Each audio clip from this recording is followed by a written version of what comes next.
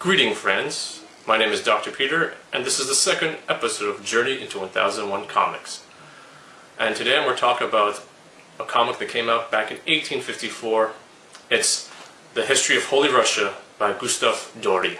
The History of Holy Russia isn't a comic about Russian nationalism, nor the history of Russia itself, but a French propaganda comic against the Russians. This can be traced back when France failed to invade Russia back in 1812, and the bad blood between these two countries built up until we got the Crimea War from 1853 to 1856, which means that this comic was in production when the Crimea War was happening. For more information on the Crimea War and the French invasion of Russia in 1812, please check out these links right here.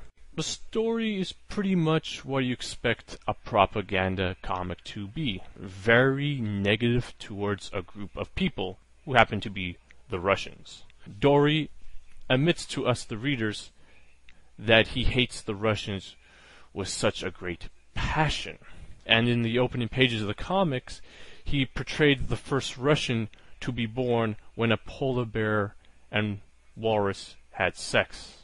While reading this comic, I felt uncomfortable because all this anti-Semitic remarks and depictions of the Russians in this comic, which is the only negative aspect I have to say about this comic all around. As a writer, Dore was a wordsmith and a poet. He expressed his true emotions throughout this comic, expressing how he feels about the Russians. As for the artwork, just look at some of these pages right here. It shows that Dore was a man who was ahead of his time, even surpassing what Tofir did in Mr.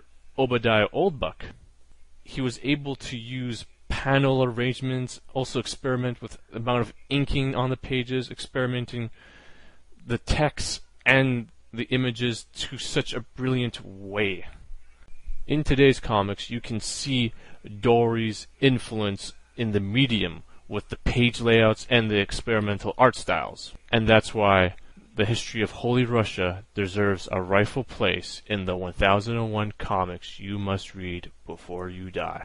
You can still find copies of The History of Holy Russia at your local library, but if you want to own the book, you can still find used copies on Amazon, which are about $40 a pop.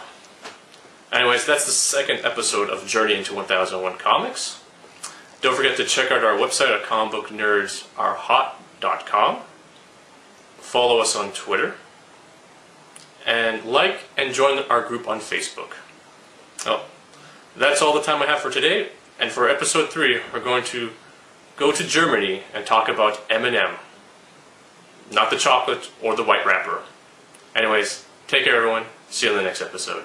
For additional information on the life and career of Gustave Dore, please check out these websites.